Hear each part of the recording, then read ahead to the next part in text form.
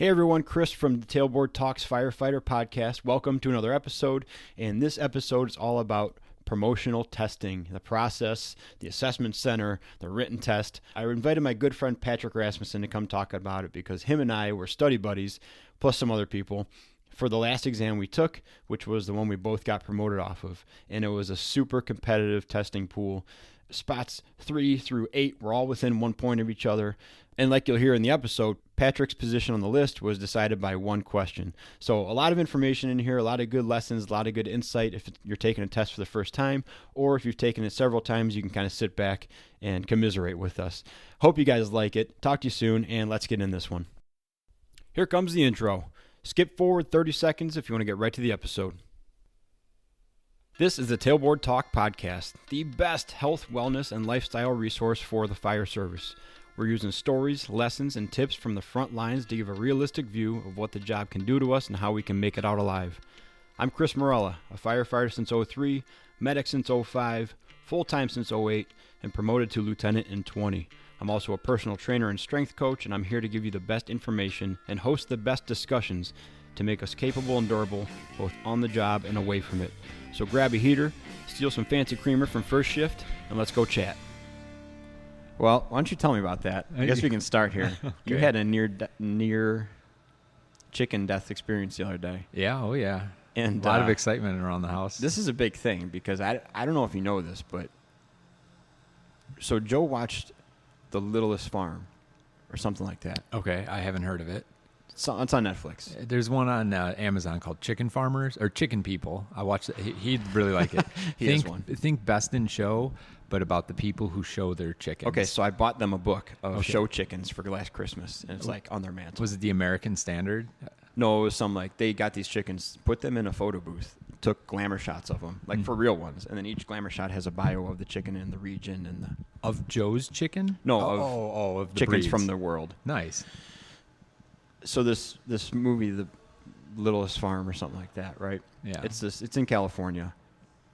This huge swath of land that used to be a vineyard that's stricken by droughts. It's just a big dirt patch of garbage, right? And these two hippies go in there and they're like, we're going to do regenerative farming. Sure. So everything, it's just its own little ecosystem. Everything feeds itself and they don't need to buy food for the animals, everything, whatever, right? Right. So Joe's like, yeah, we watched this one and we watched this other one. And it really kind of helped us commit to being a farmette. And then he bought the farm. Right. And Kate and I started watching it, and we're like, what in the fuck? Everything's dying. Like this was his playbook? It's 90 minutes of killing shit. They kill all their animals. They kill, they do like this little love story between this jacked up chicken and a pig. Oh, one of them gets killed, so they have to kill the other one. There's misshapen lambs and pigs being born. They kill those. The guy that was mentoring through it, he dies of cancer like twice somehow. And we're like, what are you doing? Like, they're just going to kill stuff all the time. He's like, no, they had to show that part to blah, blah, blah, blah, blah. And, 7 years later, they have these these apple orchards of like 7 different kinds of trees that feed the birds who poop in the lake that feed the ducks. And it's just this one big thing, right? So Joe gets the farm. And then he started with chickens that he had in his old house. Then he got the goats. And then he got the emu. And then he got more chickens. Then he got guinea fowl. And then he got chickens that can't see because their feathers get in their eyes. Oh, those are so cute, though. And every time I talk to him, he's like, I just killed something else. Like Joe? Yeah, they just got so they bred pigs, or they raised pigs, 6 or 7 of them, kept one to breed now, right? Okay. I guess you don't breed pigs in the fall because then you have winter pigs, which are just a major hassle. Yeah. So then he's saving this pig for the spring. He's going to breed it, and then they'll have pigs to raise again. So you got a companion pig, this little miniature pig from Florida, right? Yeah. Died 2 days later. Get out of here. Dude, it's just a never-ending cycle of death. Yeah. So when I saw your ring footage, or your nest footage, which I thought was ironic. Yeah. It should be coop footage. Right. Yeah, Joe had a coop cam back in the day. I'm sure he has multiple different set up now. But several. I remember coop cam version 1. Yeah. And I thought about relocating that camera, but it's done well enough to catch the action. Yeah. Because where it looks down the hill, it's all shaded and a lot of trees as you go further down the hill, but at the top of the hill, it's just pretty much grass in the patio, and that's where the most action is going to happen because that's where they're most at risk. They've got no cover up top. And so Bluey, yes, almost got taken out. Yeah, so is that after the show, or is it a type of chicken that's a blue-footed? So we all chicken? got to name our chickens, and my chicken is named Clucky. Yes. Bodie McBoatface kind of situation going on. Clucky here? McCluckster. Nice. Exactly. Yeah. But they're all eggers now, which is cool. They're all laying eggs. We got them in April, or they're born in April. You just know all the terminology now? A little bit. Yeah. But you're an egger. I can't remember the name or the type of chicken that Bluey is, though. It's just driving me crazy. It's a fast one is what matters. It's a speedy little chicken. It is. So what's unique about that breed, what's cool is we wanted to get 4 different birds to have them just diverse eggs. Yeah. But the benefit of what we got, so not only will we have different colored eggs, but the benefit of our birds is that, okay, so Bluey's a prairie bluebell egger. That's the type of bird she is. Prairie bluebell egger. And Bluey's really cool because she is like the most defensive of the 4 birds. So she's supposed to be like the protective one. Yeah. She's least friendly with humans, and she's most likely to protect them from predators because she looks like a crow or a raven because she's a sleek black bird and she's really fast. So, of course, who's going to be the first one to get killed by a hawk? Bluey. Yeah. So I don't know whose was whose. I know mine is Clucky, and Clucky's the dum-dum, so it's perfect. And then we got Sweetie, Clarabelle, and Bluey. So ever since they were baby chicks, my wife wants them to be as free range as possible. I'm not going to build a big chicken run. Who am I to stop nature and God's work? So don't tell her. And the way I look at it, the hawk is almost as part of our family as the chickens are, because 100%. We wouldn't have a hawk living basically in our backyard or as active in our backyard if it weren't for the chickens we had. So do I love the chickens? Yeah. But am I stoked to see a hawk a lot of days? Yeah, that's pretty cool too. There's going to be risks when you own animals, and I am resigned to the fact that the chickens are going to die. Yes. They're all going to die. Yeah. Some of them are probably going to die by a predator sooner rather than later. And it was like week 1 of owning chickens that hawks started circling my house. We have a lot of hawk activity in the neighborhood, so it's not uncommon to see them. But these dudes were sizing up my property since April. And yes, we had a close encounter just the other day. A hawk swooped down, almost took out Bluey. The other chickens were able to run into the coop. Bluey kind of got stuck in the rose bushes, and the hawk went after her. And if it weren't for the Nest Cam footage, I thought she was dead. I actually told Beth, sorry, Bluey's dead. Had a little hug. She had a little cry. Yeah. And then as I'm working in the wood shop, she goes and checks the Nest Cam, and I'm like, don't do that. You're just going to witness your bird dying. Yeah. And no, she sees Bluey dove underneath the wood crib and actually burrowed herself underneath a tarp. So it took us a while to even find her, even though we saw where she went. Yeah. She was like just shell-shocked under there. And so just a pile of eggs next to her. So we still got 4 birds, and everyone's happy. So the problem, though, is like, we have 4. 4 is not a great number. 4 is a good starting number, but if one dies, 3 birds isn't ideal. You need multiple birds so they can keep each other warm through the winter. They really build a companionship. They're coming in your house in the winter, right? No. They do make, my wife did inform me, they make chicken diapers, and this makes me think that you're probably right, and they are coming in my house at some point. Yeah. You have a nice sunroom. They've broken in. Throw a heater in there. Yeah, they've broken into the sunroom multiple times and just shit all over my patio furniture and my big rug. I mean, this is how it goes. Like, Beth, we can't bring these inside because there's a significant risk that one of our space heaters is going to cause a fire and burn our house down. Yeah. And a significant risk to that. I'm already teetering on the risk of dangerous activity as it is. So yeah, and so where does your chickens' lives balance in that risk? And she's going to be like, get a safe space heater then and bring them inside. Like, that's how that'll go. On my wife's priority list, high. That's what I'm saying. Yeah, she'd on be like, mine. I guess we're looking for one that has a bunch of safety features because they're coming inside, Patrick. Yeah, so even when we had them in their nesting box, I can't remember what it's called. I think it's a nesting box. But when you first get them, they go in like basically a dog cage or like a little kennel.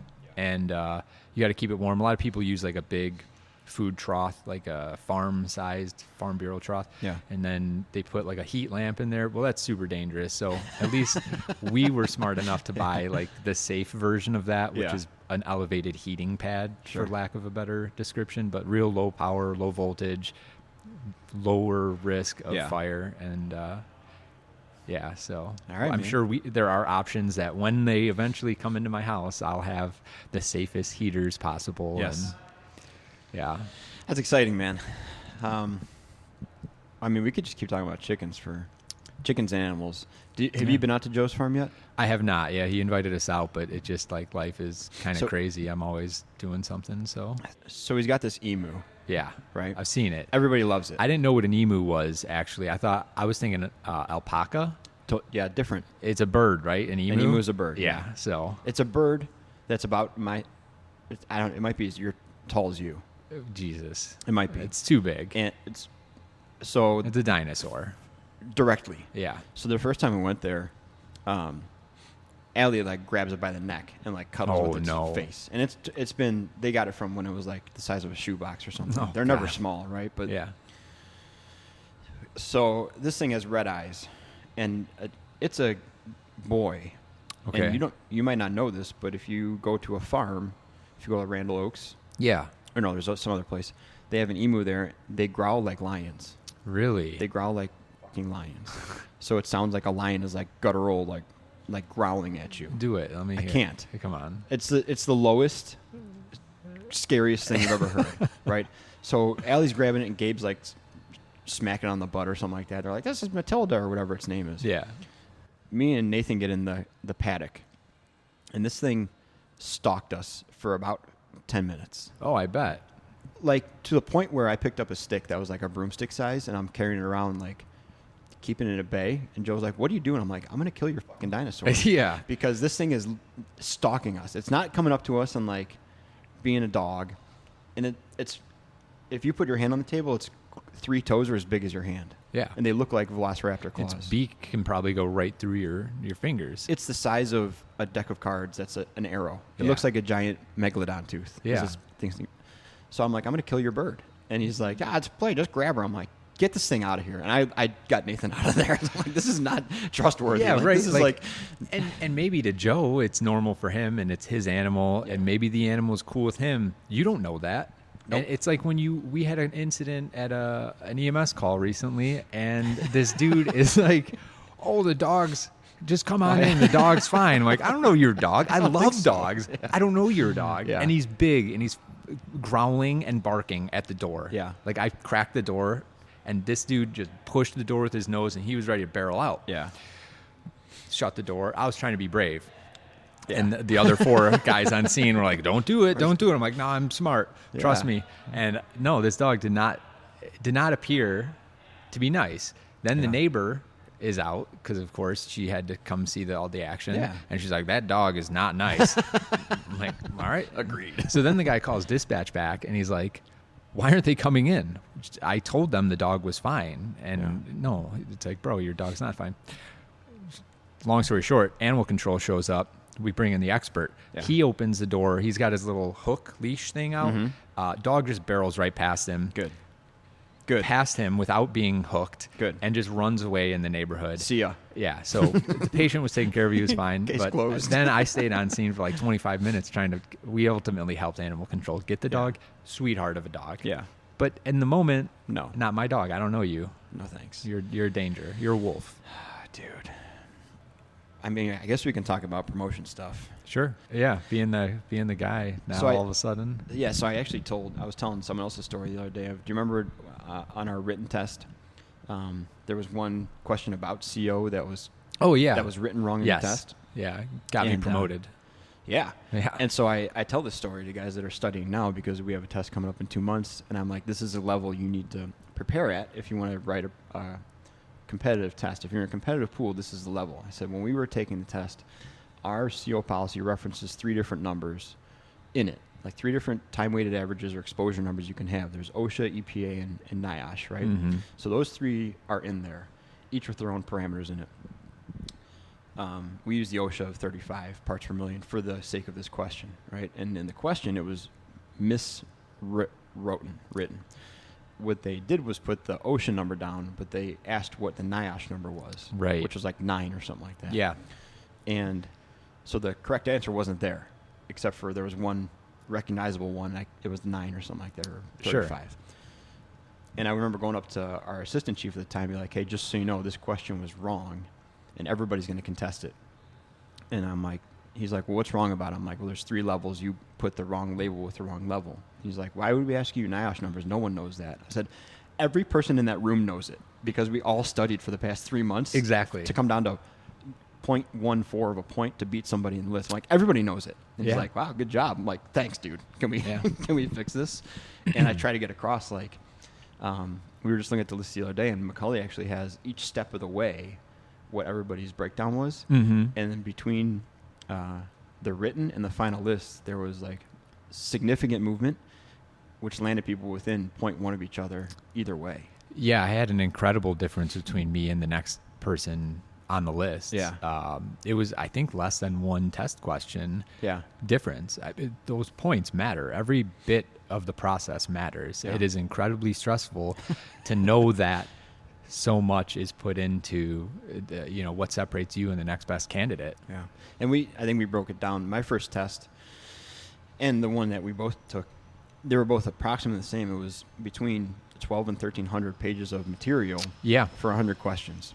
So as you're reading these books, you're like, for every 12 pages I read, maybe there's a question in there that I have to care about. Right. Which can get extremely wearing when you're just reading chapter after chapter and page after page. You're like, I might have just spent 2 hours reading something that may not even be asked in the test. And then the way the reading list comes out, I mean, you've got policies, which are obviously very pertinent to your career. It's what drives what we do every day. You have industry standard textbooks, which are good educational books.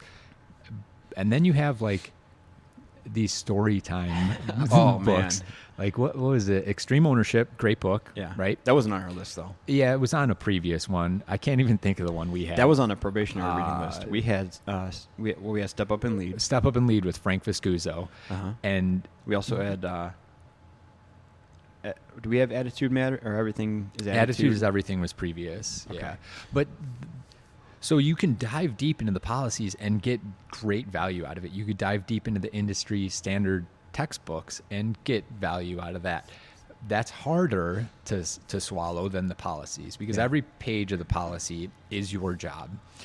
The standardized textbooks, that's tough because it's a giant, 500 pages maybe. Yeah. And to your point, how many of those questions of the 100 are going to come from that book? Yeah. You're looking at the 2 biggest chunks of the written exam right there between those 2 books. And then you've got maybe 4 questions that come from another book, Attitude is Everything, Extreme Ownership, or Leaders Teach by Frank Viscuso, whatever. That's a mnemonic in there. I just looked at my stuff the other day talking to Macaulay, and he had to remember Leaders Teach, and I was like, oh my God. And then I was like, can you finish this quote from this book? And we went into it. He's like, I'm like, but this is the only testable thing you have. Yeah. Is the quotes, the lists, the mnemonics that he uses. Yeah. Which is another serious point of contention. Even with the standard textbooks, like how many times have we run into something where this guy who is writing this Fire Essentials book referred to this thing totally different than how we refer to it in our department. Yeah. But for testing's sake, you need to know his definition of a garden apartment. Correct. Or you need to know that he uses talent, skills, and abilities and not knowledge, skills, and abilities to list off. Oh man, look at you. What he is. That's what's important to him, so right? high. I can't believe you still remember that. It's coming back to me now. I just looked at it. That's okay. When I was looking, I was like, oh my God. Yeah. All this stuff. And then all that stuff, like the leader of one can one day lead many, but if you can't lead one, you can't lead any. Yeah. I just remembered that the other day when I was looking through. I'm like, oh man, I remember that one point. You know what was great about that book? I'm a big audiobook guy. Yeah. I listen to audiobooks every day, at least audiobooks or podcasts every single day. And of course there was an audiobook for that book. What the hell is the title so I can stop that saying was Step Up and Lead. Step Up and Lead. Yeah. So of course there was an audiobook for Step Up and Lead. And who did I have grace my presence every day and night was not only a fire service expert, but the author of the book, Frank Viscuso. Yeah. And it was agonizing. I'm not Just from the the way it East is. Coast. Yeah. I am just Midwest. I want everything to sound like WGN news anchors. Yep.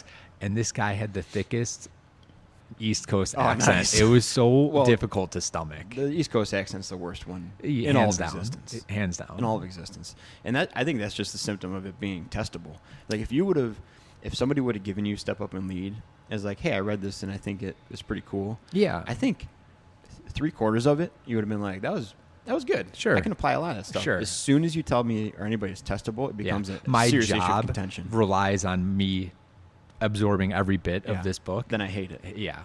Because everything then is like, that's dumb. Why do you have to make a 15-word mnemonic for leaders teach? Why can't you just tell me to do a good job? Like only because you have to remember it. If you're just reading it, you're like, oh, leaders teach. That's because in your mind you're preparing for this test and you're thinking, okay, how can this become a test question? What does the second E in leaders teach mean? Yeah, I don't know. I don't know either. I know the first one was educate or education. There's also empathy. Yeah. There's a lot of E's. There's in 3. Yeah. Now I'm emotional something. I don't know. I'm trying to remember now. But so that was a tough one. We studied a lot. One of the tips I've told guys is you have to study with other people. I agree with that. But to a that point. was one of the. So that was another thing that came up. I'm Yeah. like, first of all, you have to be comfortable. Whoever you're studying with, you have to be comfortable with them beating you and getting promoted before you, because otherwise, you're going to hold back and you're not going to. It's going to be a one-sided relationship.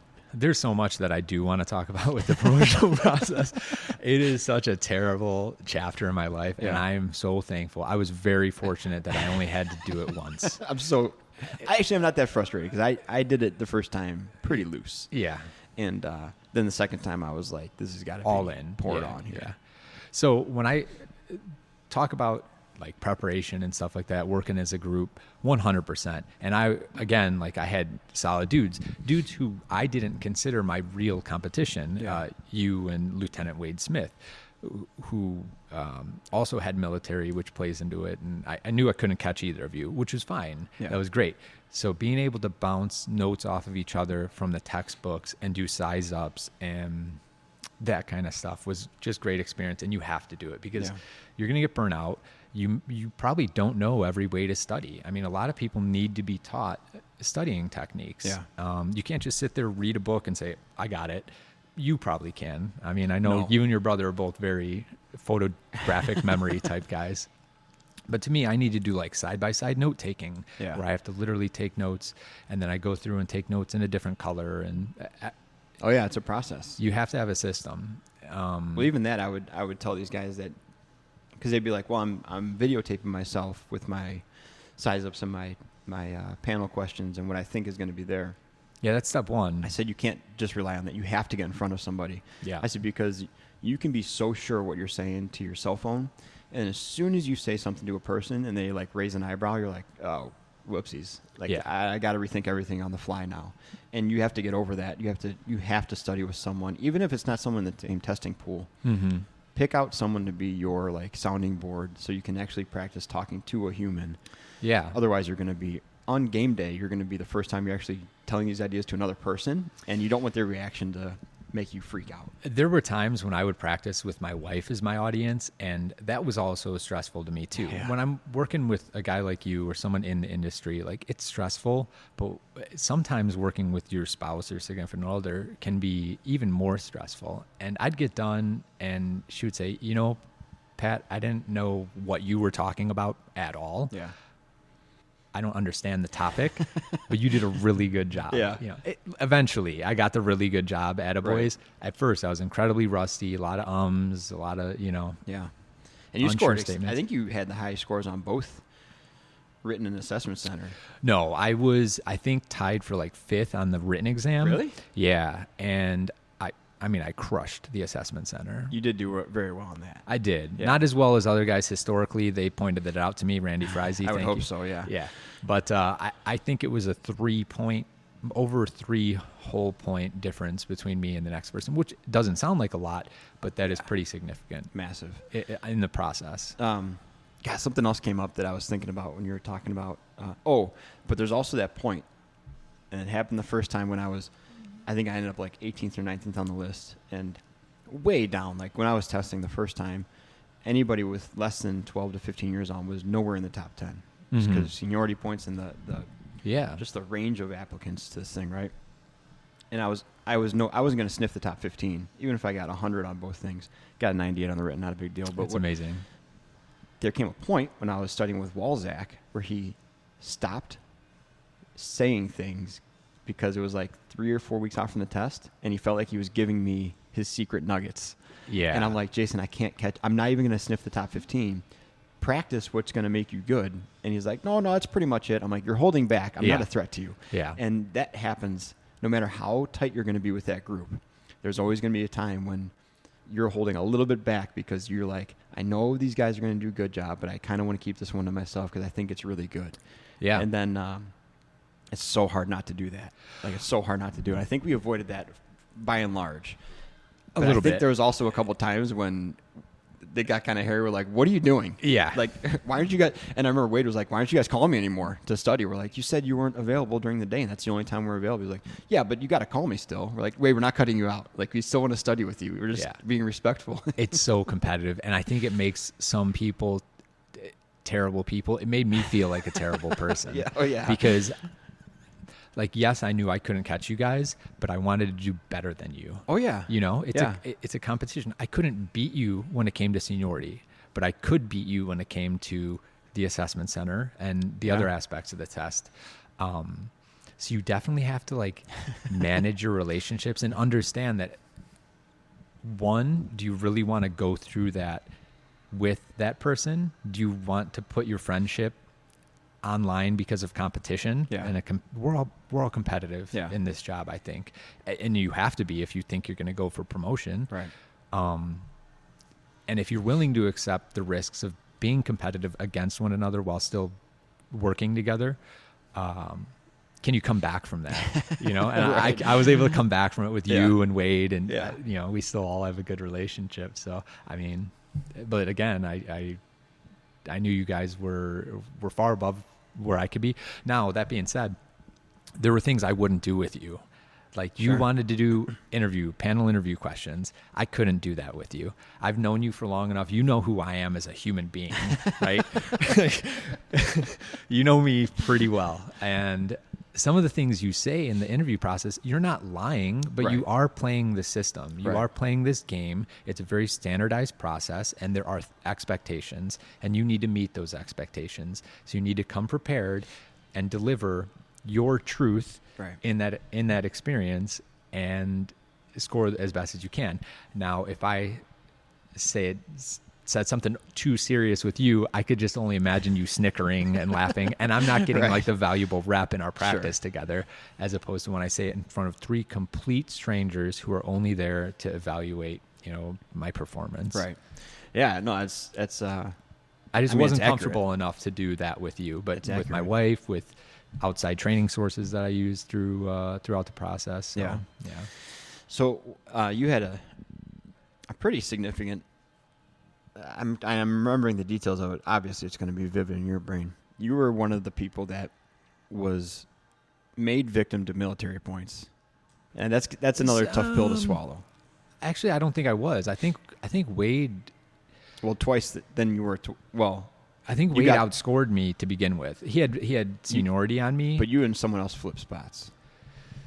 Oh, yes. So yeah. Oh, I forgot there was someone other than Wade. There's a bigger universe out there. The person who finished directly one spot above me did leap me because of military points, and they had seniority on me. Yeah, it is. But so in the end, it all washed out, right? Right. Thank God.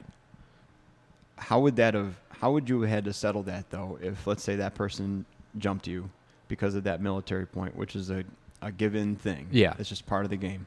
And now you're testing again now. I don't think I wouldn't be bitter about it.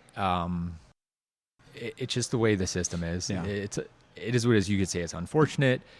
You could say that the person deserves the honor and privilege having served the country and doing more than probably I ever have for the United States of America, right? You know, up until this point in my life. But and that's what I tell people is because I've had conversations with several people who have been frustrated about it. And I'm like, your only chance of refuting it is as long as they followed the rules. Yeah, it was the rules. As long as they applied it the way they were supposed to, and the notice was given, and everything was done correctly, then that's a hazard of not scoring well enough to beat that person soundly. Exactly. And that's unfortunate to say, but that's one of the major things I've been telling these guys that are testing now is like they have a very small testing pool, which is a good thing and bad thing. Good thing because you stand a significant chance of getting promoted in the next 3 years.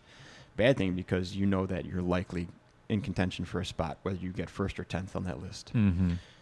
So I've been trying to tell them, like, yeah, but it feels completely different knowing that information compared to seeing the list come out. And then, like, I was second on the list. They promoted Dom right away.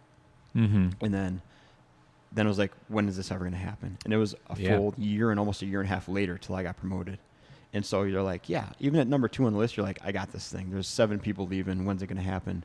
But then every month that goes by, you're like, dude, what is going on here? Like, is this going to happen? Yeah. So if you take that... The stress doesn't end when the test ends. Oh, dude. So that's what I was telling Tim was like, you'll get done with your written. You'll contest whatever questions you need to. You'll get your score, and you'll know where everybody else has landed. So by the time you leave that conference room, everybody's ratted each other out and you know exactly where everybody is. Yep. You're going to get in your car. It's not over. No. All you're going to think is like, maybe they're going to revise another question and I'll move down 5 spots. Or maybe this happened and now this person's not leaving. I'm not going to get promoted. Like, I thought it would be, took the test, get your score. I'm in the car driving home or wherever. It's all good. Let's go have a beer and chill. And I don't remember the stress leaving me for weeks after. Oh, no. It was just the most unsettling thing because you feel like, first of all, I should be doing something. My last 3.5 months have been hammering down for 3 hours a day on this stuff. Your whole life has to change when you're going to promotion. Yeah. And the second it's over, you're wired differently.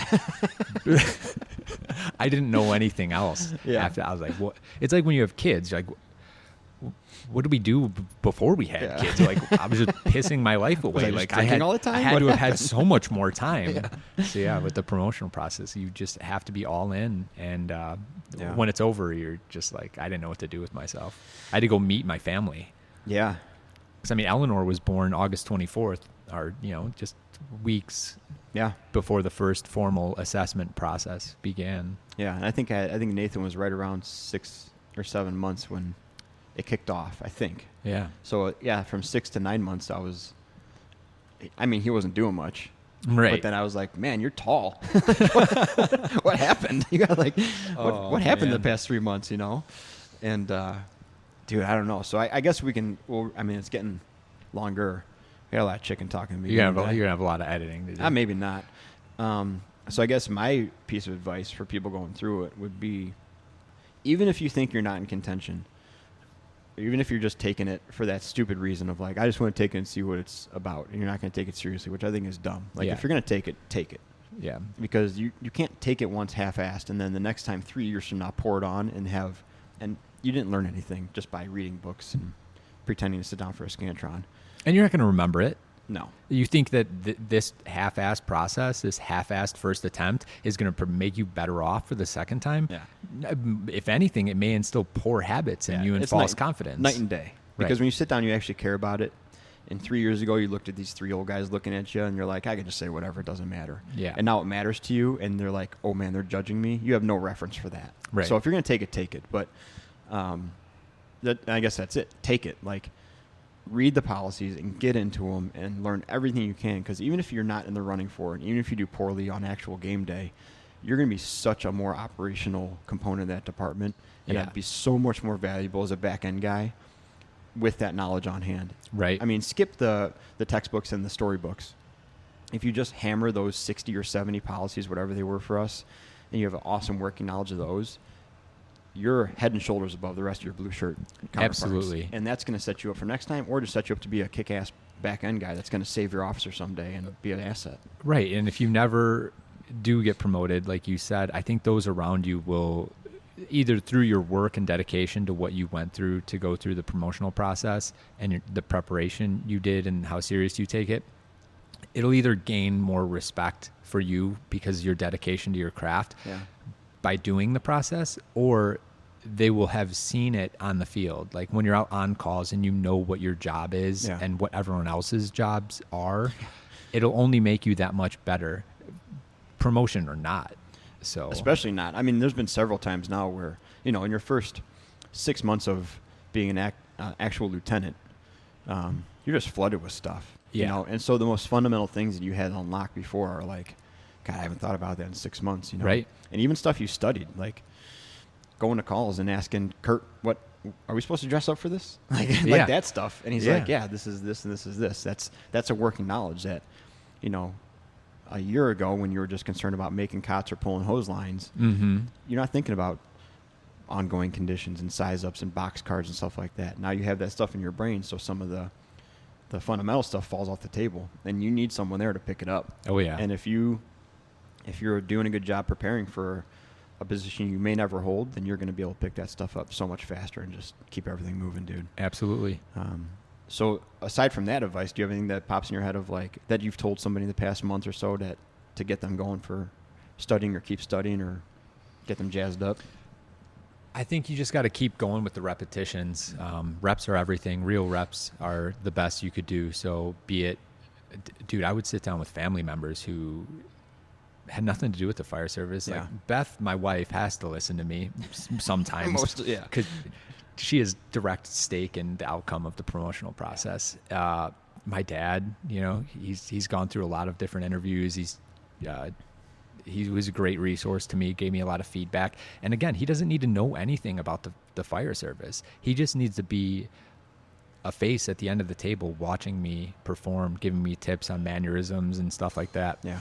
When you start thinking you know all the books and you've gone through your notes over and over again, find a new way to do it again. Yeah. Right? Like don't settle like, okay, I took note cards on this entire book and now I'm studying my note cards. I'm done. Yeah. Like do something else. Find a new way to draw that information out, because you'll just really develop a deeper understanding of the material. So just keep going. Don't get burnt out. The sacrifices you make now could determine the outcome of the next 20 years of your life. And to that, talking about Beth, I had Katie. One of the best ways I found if I had a grasp on the book was to have Katie look at the book and then ask me questions on it. Oh, yeah. And I did that with medic school. I did that with some other EMS stuff, and then with promotional exams. And the words are foreign for the most part. The concepts don't align with anything that they're used to. So if they start asking you a question and you know what they're trying to ask you and you cut them off, that's a good way. And she's like, what am I even doing this for? I'm like, that you stumbling through it and me completing it is more helpful than you creating a question for me right now. Because at least I can reference what you're talking about. That's when you'll know if you know it or not. Yeah. When you can finish the cue card or the note card they're quizzing you off of before they've even finished the question. Yeah.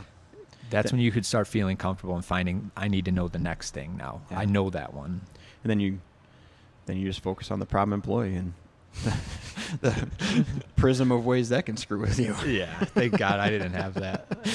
God, dude. All right, let's wrap this up. We're going to talk again because you brought up the new lieutenant thing, the young lieutenant thing, junior talking to senior kind of thing. That's going to be entirely other episodes after the next chicken calamity. So absolutely. We haven't heard the last of you, Patrick. Either I'll have 4 chickens at that podcast or I'll have 6 because I'll go down to 3 and then I'll need 3 more. So got a big sunroom. I think it can hold more than that. All right, man. Appreciate you having me on. All right, dude. We'll talk soon.